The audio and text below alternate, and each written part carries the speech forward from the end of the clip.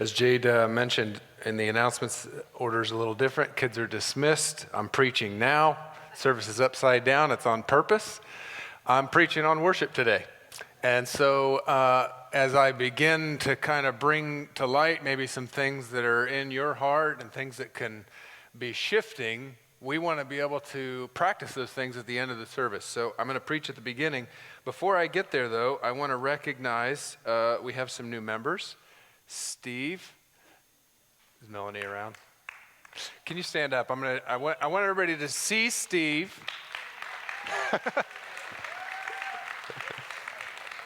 Steve's a cool guy, and I even told him before this, I'm going to have you stand up, I'm going to introduce your name, and then no one has any excuses for not knowing Steve's name. Steve and Melanie are incredible people, and I had a chance to sit with them and get to know them a little bit, and I learn a lot about people just by how they interact in those kind of settings, especially with how they interact with one another. And one thing I learned about these two is they're intelligent, they really, really care, they do things on purpose, and they want life to be moving forward. And so becoming members of our church and their continued engagement, I believe for them is a view of life moving forward in good directions. I am a teacher at heart, which makes me inevitably a critic of teachers. This is a great teacher, a great teacher. If you've ever heard him teach, he is, yes. So January 8th, he's going to teach right here. And so I want to make sure that we have a good group of people here to hear Steve bring the message on that morning on Samson. Yes, it's going to be awesome. So there's a little bit of a sidestep that we're beginning in December. But I realized we probably could have kept this series called True Story because all we're doing is focusing on baby Jesus in December. That's also a kid's story. So the name of the series is Advent, and we're going to focus on some specific things related to that. I just want to tell you up front, Advent just means beginning. The advent of something is the beginning of something, the start of something. And so we're going to talk about Advent, but it really could have just stayed as part of our kids' story series. We're going to focus on the advent of three things, three advents that change everything. Today, the advent of worship, the beginning of worship. Next week, the beginning of a calling, the advent of calling. And then on Christmas Eve, the advent of hope, the beginning of your hope. Now, some of these might feel like, well, how could it be the beginning of worship? I already worship. How could it be the beginning of my calling? I already have a calling. How could it be the beginning of my hope? I already have hope. I think what we're going to see today, and I'm going to explain here in just a moment, is maybe you have worshiped, but not worshiped. Not lost yourself in worship. Maybe there's something more. When Jade and I were just married, we did not go to church for a season. Things were rocky in our home, and eventually we came to a place where we went back to church. And when we went back to church, I couldn't worship. When I walked in, I wanted to be there. It's been 20 years now, so I don't remember why I wanted to be there. But I know that I couldn't worship. I could listen to the sermon. I could greet people. I could remember things afterwards, and I could even take the things that I saw and heard and learned in my time in church and implement them in my life. And I felt my life going in a good direction, but when the worship things happened, and I'm not even just talking about singing. I couldn't sing because I looked up there and I thought, yeah, I can't. I know the week I lived. I can't sing that. But when prayer happened, I thought, all right, this is how I'm going to look. But if my wife sees me, I don't want her to think that I'm praying because I'm not a faker. And she knows the week that I lived, so I'm going to sit like this so that if you see me from over here, I look like I'm praying, but my wife knows I'm just being respectful. I couldn't worship.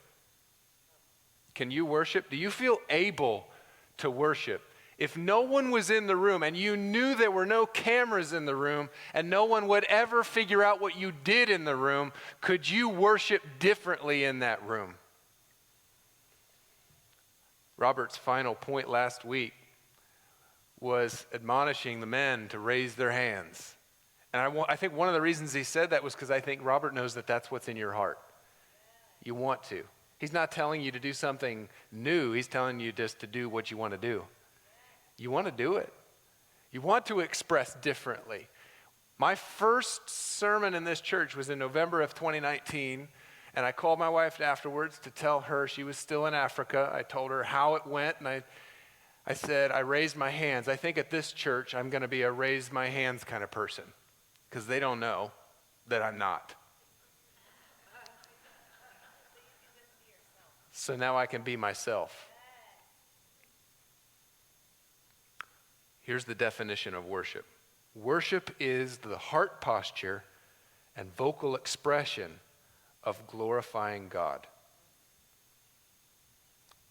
Let me phrase it even more simply. Worship is when your heart and your body make God valuable. Worship, our word in English, comes from two words, worth-ship. Worth-ship. And this is a little bit corny, so check out if you want to for a moment, or you can listen. Friendship, companionship, relationship. When we are in friendship, you get a friend and I get a friend. When we are in companionship, you get a companion and I get a companion. When we are in worth-ship, you get worth and I get worth. And that's what worship is. Worship is posturing yourself, relating yourself towards God so that He gets worth and you get worth. I want to tell you the reasons I don't worship. I'm only telling you this because I think some of us are in this place. Here are the reasons that I might stop worshiping. Number one is distraction. I know we're distracted because we were all just distracted. I watched you all look over. No problem. This happens in a family. I don't even care. There's only one time I stopped preaching because of distraction. There were two lovely ladies in the front row, and the cell phone rang, and neither one of them picked it up. And I'm pretending, and it keeps going and going. And then it stops. All right, well, let's keep going. And then it started ringing again. Afterwards, I had a friend who was there because I was a visiting preacher, and he said, you can't believe what happened. The one was looking through the purse for the phone, couldn't find it. The other one started looking, it's not there. Oh, here it is, found it. It fell on the floor. That she reached for it. She kicked it. It went under the pew. The other one said, use my cane, grabbed her cane and started trying to pull it back. So I eventually, I can see everyone in the congregation just watching this whole thing play out. So I just said, let's hold on a second. There's too many of us in the room. There's going to be distractions. Somebody's going to do something. And when someone causes or there's an accidental distraction or something, if you were worshiping, you often stop. Don't beat yourself up, but you did stop. Tired. Sometimes I'm too tired. Sometimes shame. I am too ashamed to worship this morning. Sometimes me personally, and maybe you feel this way at times, I don't worship. I sit right there in the front row and I don't worship because of attention. What will everyone see when they all look over when I'm the pastor and I'm worshiping in this way? And that maybe you don't think anything, maybe none of you look at me. I don't care, but I think you do sometimes. And so I'm just being honest with you that sometimes the idea that you're paying attention to me breaks my train of thought and I quit worshiping all of a sudden. Emotionalism. Sometimes I feel, well, am I worshiping or is it, I just like this song? And is it just stirring me up emotionally? Maybe I'm disoriented. Maybe I can't worship because I know that there's a broken relationship that's so severed I can't be honestly worshiping right now. Maybe I'm not worshiping because I feel excluded. This is not worship for me. Maybe I'm ignorant. I don't understand this worship. Woof! A lot of reasons to quit. Matthew and Luke give us these two pictures, and you know them well. Matthew tells us the story in Matthew 2 of these wise men who come to worship, and they are kings. And then in Luke 2, and there were shepherds in their fields watching their flocks by night. Luke 2, have you guys ever heard that story? We have kings and shepherds. What a spectrum.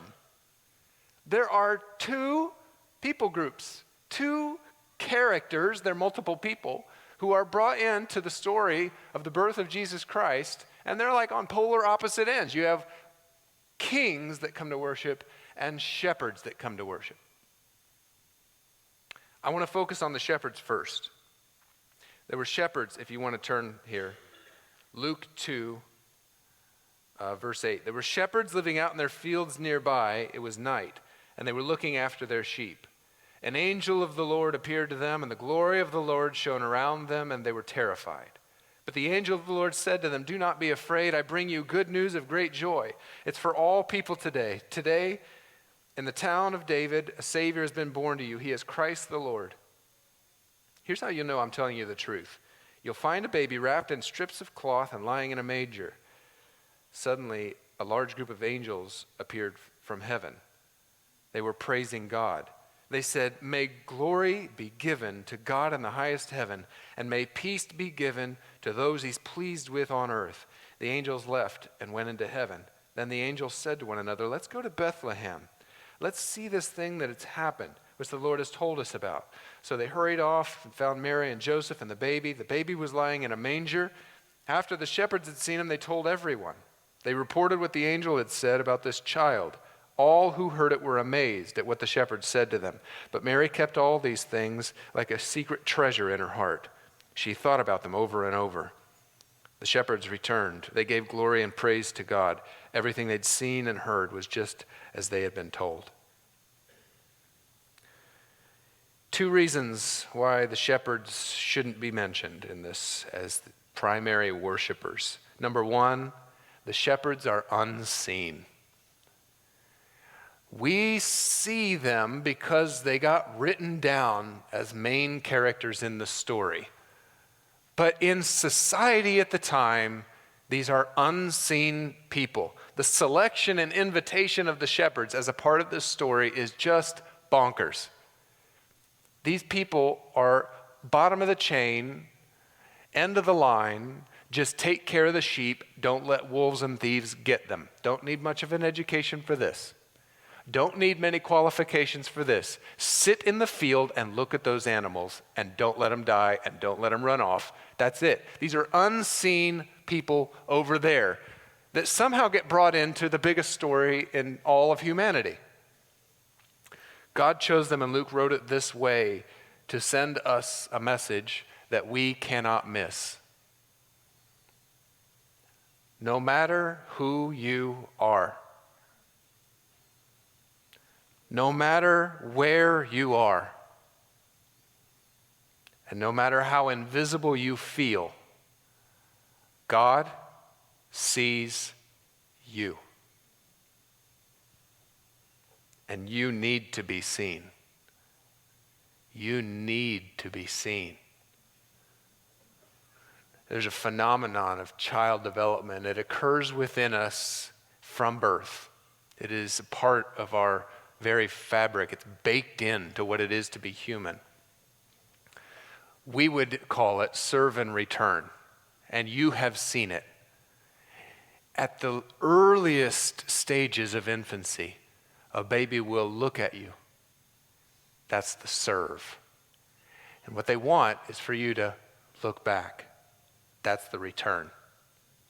God baked this into us, and what's happening is neural pathways are being set up in the brain. It's a part of human development, so that over and over the baby is being validated in their existence and taught how the world is shaped and worked, first relationally, so that when they serve and we return, they are connected. They feel, I matter, I'm here, I am seen. Scientists refer to this by analysis by synthesis. That means that they analyze by the synthesis between their existence and recognition of their existence. when I feel that the things that I do are seen by you, I feel that I matter. When you do something and I react, and there's a connection between the two, there's a synthesis there, the baby, I'm saying baby, analyzes this and feels seen. And you carry this the rest of your life. You are playing serve and return right now. You wore an outfit today, some of you, as a serve, hoping you'd get a return. You got a new hairdo as a serve, hoping you'd get a return. You went to school to get an education, to get a job, to provide your family as a serve, hoping that you would get a return. Can someone see me? We all need to be seen.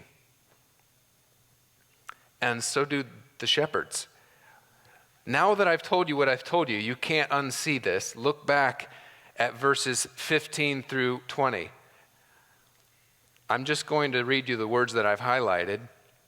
See, seen, spread the word, told them, heard it, said to them, heard and seen, been told. You see the emphasis on the seeing and hearing and telling and repeating the valuation of the shepherds. Satan wants you to be invisible. You are not that big of a deal. They didn't even know that you weren't there. You don't matter that much. God calls the unseen from places of being unseen into places that matter and are seen.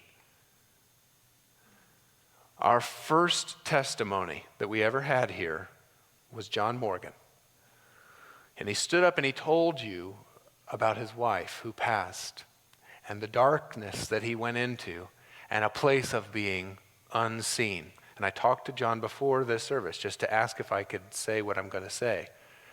John was convinced in that moment that he was in an unseen place until he happened to see from a friend who saw him. Dwight saw him. And then Rich spoke about his experience, and suddenly John began to feel seen.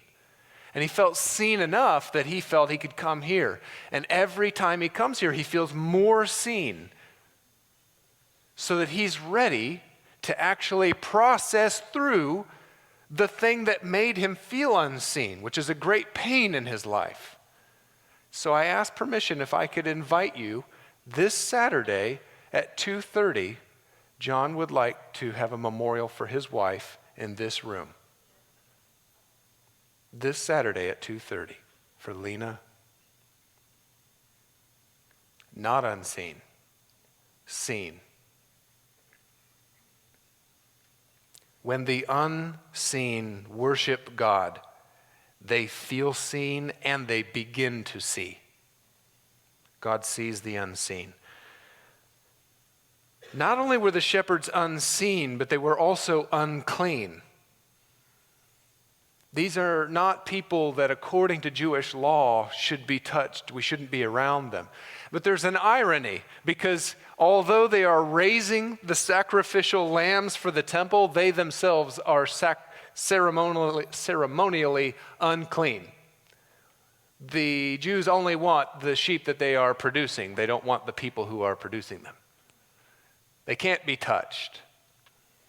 What a strange dilemma to be so close to righteousness and not able to touch it.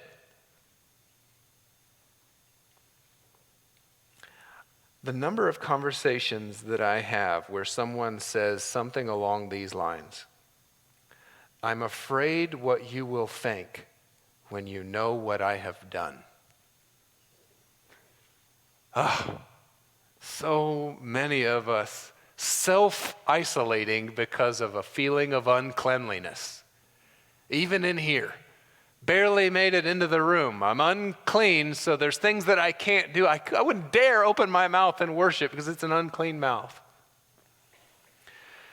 And when I see in the unclean eyes of someone who might say something, I might not have worded it exactly like that, but when I see someone who said something along those lines, I wish you could see the way that you are invited.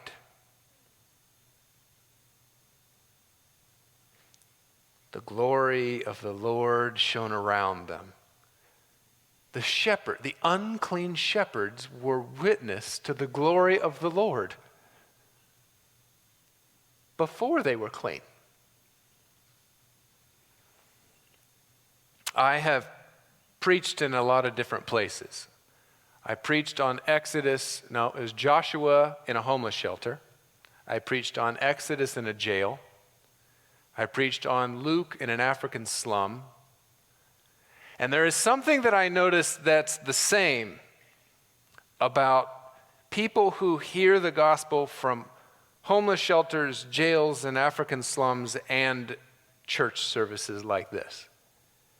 There are always people in the room who hear the word of God and want to worship, but they respond by saying, I don't deserve this. Happens in every place. There are always people in the room who see the glory of God and they kind of get it and they hear how good God is and they just think, I'm too unclean. Too unclean for that. We don't become clean in order to, I'm going to start this over because if you have a pen and a piece of paper, I'm going to say it slow, I'll say it twice, because I think there's some of us that need to write this down and put it on the fridge. We do not become clean in order to worship. We worship as an act of cleansing. Sometimes I feel like we come into a room and we think, I'm too unclean to say that. I can't say the line that's on the screen because I'm unclean. And maybe there's an element of the line that you think it would be a lie for me to sing that line. And so as an act of integrity, I'm not going to sing the line because I'm living an unclean life that's not consistent with the line. What I want to say to that is if you intend tomorrow to go on living the way that you've been living and break that line, then you probably shouldn't sing that line. But if you messed up last night and you hate what you did last night and you have a posture before God of saying, I don't like what I've been doing, I come to you unclean, help me to be clean, then that line is not a lie, it's hope. You're not saying I'm pretending that I've never broken the worship line I'm getting ready to sing, pray, or repeat. You're saying I'm declaring into my future something that's better than my past.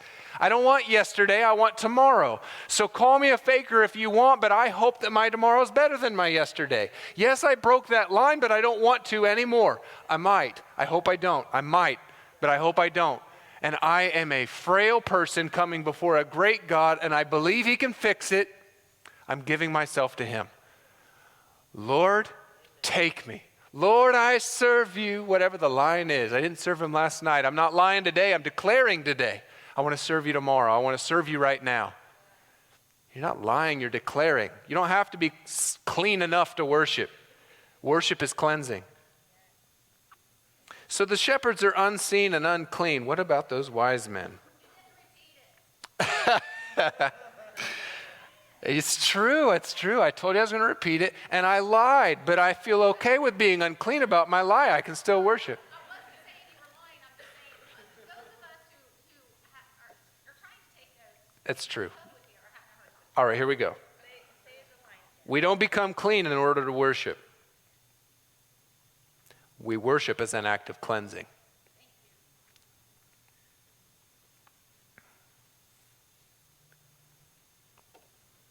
Those kings. Matthew 2. Flip back a couple books. You get to Matthew 2, verses 1 through 12. This is kind of a funny one because we have given an awful lot of credit to these wise men. If I go back to that whole like children's story thing, I thought the wise men basically are like priests who have just been sitting patiently and waiting for the Messiah to be born as an infant in Bethlehem. And then they hear it has happened. And so they get up and they follow the star, and the star is beaming with a tail like a kite, with a tail like a kite. And the voice comes out and tells them, "Come to Bethlehem, the time has come." And they come there because they are Christians. And they none of what I just said is true. I can't even believe this story, actually. First of all, the wise men at best are unclear. They're unclear. I'm going to give you a description of the wise men that you probably haven't heard before. The wise men were Gentile spiritual pilgrims who went to the wrong city, spoke to the wrong king with minimal information, no sense of Jesus' divinity, no angel, and no instruction. Look carefully at the story and tell me you don't see what I see. They did not go to Bethlehem, they went to Jerusalem. Who's the worst person that they could have talked to? Herod. And they talked to him in secret and told him what they were doing. There was no angel that told them what to do. They have almost no information. Why are you here this morning? The star over our church? Do you ever feel overwhelmed by what you don't know?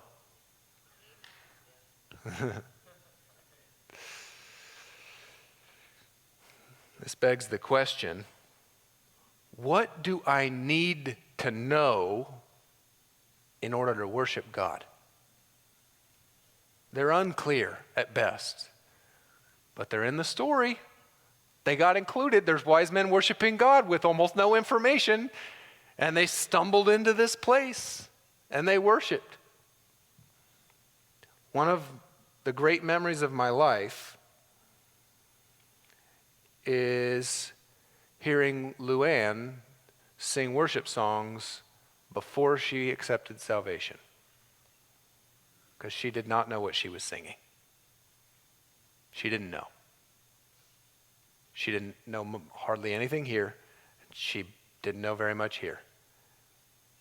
But I remember hearing her right here singing the song like she'd been singing it for 20 years. What do you need to know?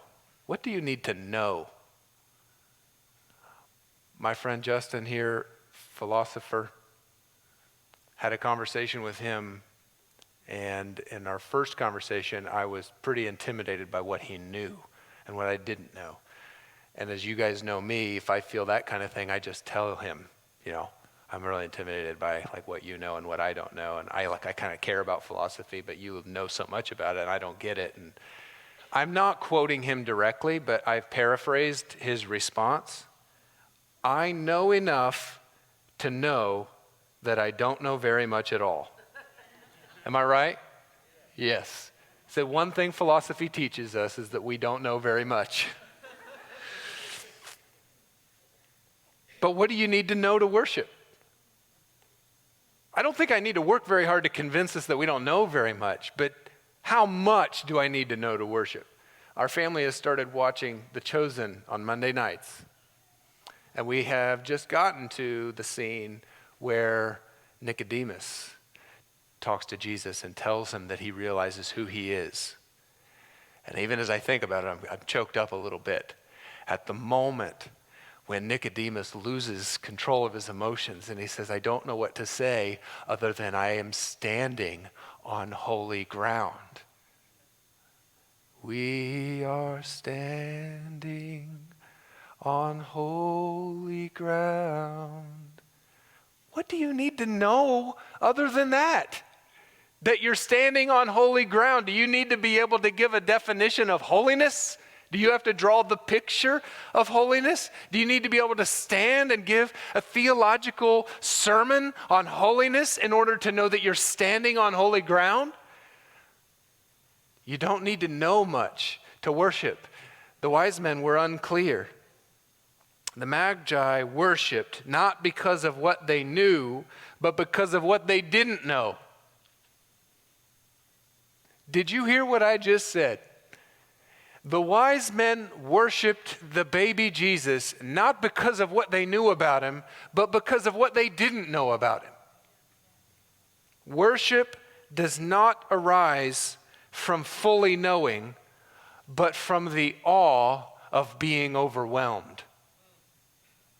When you stand and read a line that you just barely get, when you stand and you're praying and you feel something in your chest and you don't have the academic words to give to it, you didn't memorize the biblical verses to give language to it, you don't know how to describe it to your neighbor, and you could even best describe this moment by saying, I don't know how I feel, then just worship.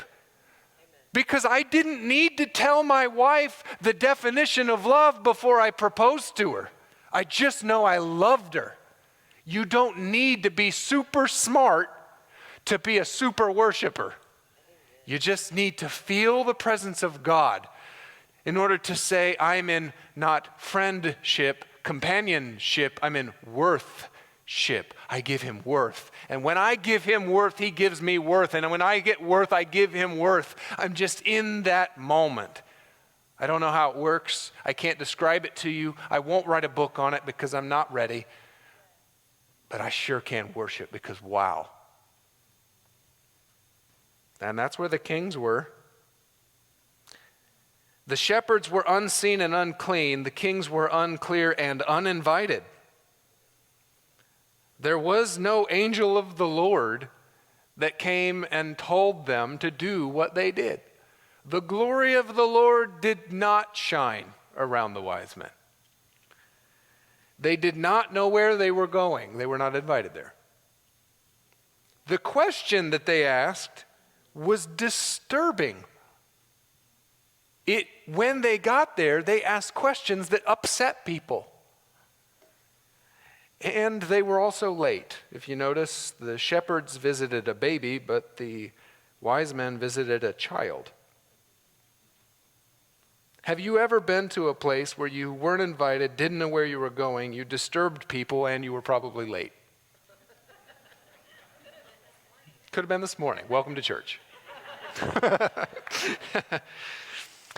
I love being invited. I've been invited again to speak at a camp next summer. Now, this is a camp that I was born and raised in, and I've spoken there one time already. What does that tell me? The people who saw me grow up as a child respected me enough to hear me speak, and I spoke once and I wasn't so bad they didn't want me to come back. I love feeling that invitation from the people of my childhood. It makes me feel wanted and desired and included and that I belong. You all love to feel invited. Have you ever shown up someplace uninvited and you just kind of felt that uninvited for a while? When we first moved here, so when we lived in Marion, Indiana, I always played basketball. There's a group, we called it Noon Ball, because it started at noon. We're real creative in the basketball world. Noon Ball, we played Monday, Wednesday, Friday. I played that from about 15, 16 years old until we moved away. This is where I got this scar from. That's where I learned the jumper. I learned so much there. Love those guys. We moved here and I couldn't find anybody playing basketball. I tried for a year. Really, really, really wanted to find a group of guys that would play basketball and that I could get to know as friends. And I was sitting somewhere and I saw somebody show a picture and he said, he has so much fun at Wednesday basketball. And I wasn't even a part of the conversation. I said, what's is he play? What time and where do they play that? Oh, they play this time down at this location. Oh, that's cool. I pretended like it didn't make my heart stop. I was so excited. So what did I do? I found out when they played and where they played, and I was not invited, and I went anyway. And I thought, as I'm in the car, I'm like, here's what's going to happen. I'm going to walk in, and somebody's going to know me, and they're going to be like, Nathan, I can't believe you're so excited you're here. Come and play. You're probably a really great three-point shooter. Why don't you be on my team? That's not how it panned out. Okay, there's several worst case scenarios that happened here. Number one, I walked into a small gym, so I can't sneak in anywhere. And there's only 10 guys in the gym. I'm number 11. Like, if there could have been 9 and I came to save the day, I'll be your 5th. Nope. 5 on 5. They don't need one player. All right, well, I'm going to stand in, and I had my gym bag. I had my gym bag, and I walked in. I didn't stand like this. Yeah. Can I play basketball with you guys? No, I stood like this, and I looked at him. I'm like, oh my word, there's 10 guys. All right, I'm gonna stand here and I'll pretend to stretch or something. And then when they get done, the social one will come and greet me. They got done, and all 10 of them went to 10 chairs. There's not even a 11th chair for me to sit down in. They went and sat there. I'm like, man, this is a lot of pressure. Don't care. I'm facing it. Worst case scenario, I go home and cry. And so I walked up to the one person I kind of knew, and I walked to him and I said, there's my guy. I didn't know his name. There's my guy. Hey, what's up, man? Don't you know me? I think we know each other.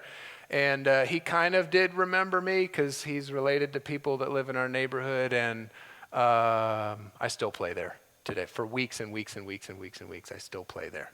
Yay. But it set, really?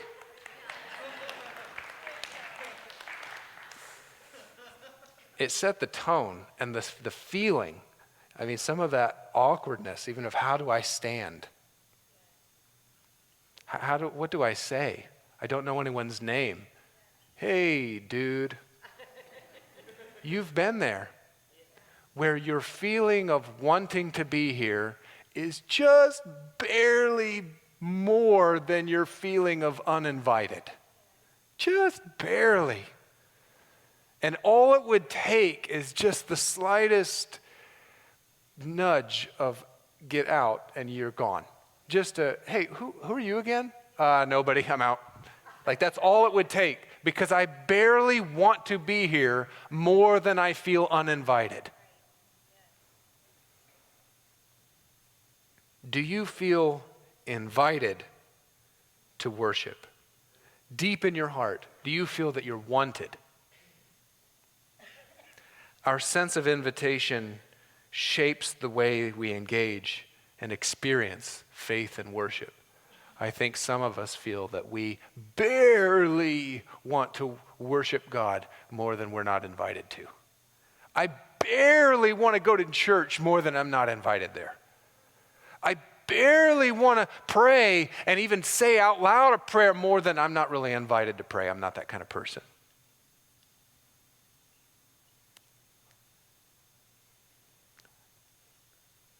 I've been saddened. It's probably just been a reality that I've come to. But I've been saddened by the number of people who feel they barely belong in this room.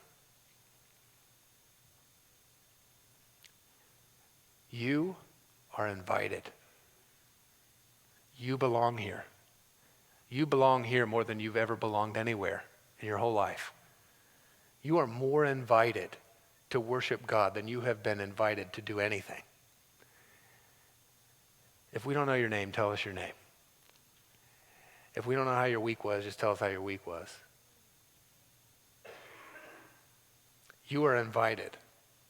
And the sense of invitation, if you accept it, it turns worship from an obligation into an invitation. Worship is not something I do. It is something that just bubbles up out of me. And this is the last thought that I want you to carry. We are propelled into worship, not pulled. Two different forces. When you're propelled into worship, it means that there's something behind me and within me that fuels me into it. I can't stop doing it. Pulling is different. That's like God standing above and saying, worship me, even if you don't want to. Now, God will say, worship me, because he knows that it's worthship. If you give him worth, he'll give you worth. That's the way he wants to relate to you. The relationship he wants to have with you is a worthship relationship, so that you're getting relation and worth. But it's not pulling you in, it's bubbling up from within. We are propelled into worship, not pulled. Worship compels more than it commands, so that something happens within you and you are compelled to praise God, from whom all blessings flow. You won't believe what has happened in my soul. You don't understand the depth that my heart was buried, and the grave that it was brought out of, and the life that I feel. I can't not sing. And I don't care who's watching. I am not commanded to worship. I am compelled to worship, because it's so great I can't not speak about it. Worship is most powerful when it is invitation times confrontation. I have been invited, and when I was invited, I confronted the reality of God. I accepted the invitation, and when I accepted it, I was confronted with him. All that he is, that he loves me, that he cares for me, that he wants to transform me and my life and those around me, and that he has the power to do it. And so worship, invitation times confrontation, equals proclamation. When I'm invited and I confront him, I proclaim him. The invitation to worship is the fire in your heart that cannot be quiet and will not sit down. The Jews tried to make it sit down, because it says that the many disciples around Jesus in Luke chapter 19, the many disciples were worshiping. And the Jews said, would you tell them to be quiet? And I'm going to paraphrase Jesus. He said, yeah, I could, but if I did, then the rocks would do it. I mean, I could tell my disciples to like, shh, shh, shh, shh, but if I did, then the stones would just replace them with singing. We can be quiet. We can be quiet in this room. And we can put our hands down and we can say, I'm too ashamed. Nobody sees me. I'm too unclean because of what I did this week. I'm too unknowing. I just don't get it. I'm unclear. And I'm uninvited too. I'm not supposed to be here. And so we could accept all of those as reasons to stop worshiping the glory of God. And then if we did, our chairs would sing for us. The carpet would start singing. So why don't you worship? Why don't you want to sing? We have 4 methods of worship that we're going to be interacting with at the end of the service. And I just want to, sometimes when I have been a part of upside down services like this, with the sermons at the beginning and the worship is at the end, my timing gets all messed up in my head, and I feel like, isn't it time to go now? Just remember, we put the sermon at the beginning. Ain't time to go. Time to get going. Time to get going in worship. Here's what we're going to do. Four opportunities to worship. We're going to begin with tithes and offerings. That's where we turn our hearts outwards and we say, you are worth. And he says, you are worth. And we say, it's worthship. And we show him his worth by thanking him for everything that he has given to us. Then we're going to sing. After a little while, the kids are going to come back in. And we're going to have communion together. One last thing. We're going to pray. I'm going to identify the 3 altars. After the offering time has come to a conclusion, if you want to come and your act of worship is to pray, here are the altars of prayer. This altar is a prayer for the sick. I'm going to highlight Pastor Norm, who is fighting right now. I got a text too late in the night from Jan, just concerned for her husband. Jan is a nurturer.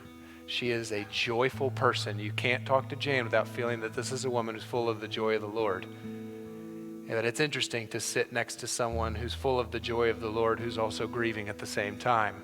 and fighting for her husband, kissing him on the forehead, caring for him. Norm and many others who are struggling with sickness. If you want to come and you want to tell God what he's worth so that he can tell you what you're worth by worshiping in prayer, by praying for the sick. Bible tells us pray for the sick. Come and pray for the sick here. If you have something that's going on in your life and you just haven't talked to God about it, it could be, you know what? I'm ready for the next step. Whatever the next step is for me in my faith journey, today is the day I'm taking the next step. It could be, I'm going to get rid of that last thing. I'm going to talk to God about something I haven't talked to him about before. This is the place to deal with your soul. And you can come here by yourself. You can invite someone to come and join you. But this is the place to pray for the sick. This is the place to pray for the soul. And this is the place to pray for unclean, unseen, uninvited. And I did them out of order and I forgot one. Unseen, unclean, unclear, and uninvited. These are the praying for help me to come into the church, to come into worship with a better posture. I'm coming in like I don't belong here. And I'm just going to tell you as your pastor, I know there's people who need to be here because you're caring, you're open enough with me to talk with me about this now, and I appreciate that. I know that there are some of you who need to just say, I belong in this room. I belong in this room. I know what I'm going through. I know what I'm fighting against. I know what I've done, and I know where I want to go, and I belong in this room. You do. I'm telling you as your pastor, I haven't heard anyone who's come to me yet with a story about what you're going through or what you've done where I thought, yeah, you know what, you probably don't belong in the room. I just want to let you know that I have unanimously told everyone, no matter what you are doing, no matter what you're struggling with, that you think you're unqualified for whatever, I have told every single one of you, I'm just thankful you're here. You belong in the room. If you need to accept not from outside but inside, I need to like carry myself as though I belong here. That's the altar for this. Sick soul belonging. I'm going to run back over it real quick just so we know how it all works.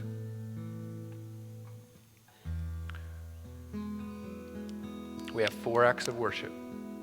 We're going to begin with offering, singing, prayer, communion. Let's stand together.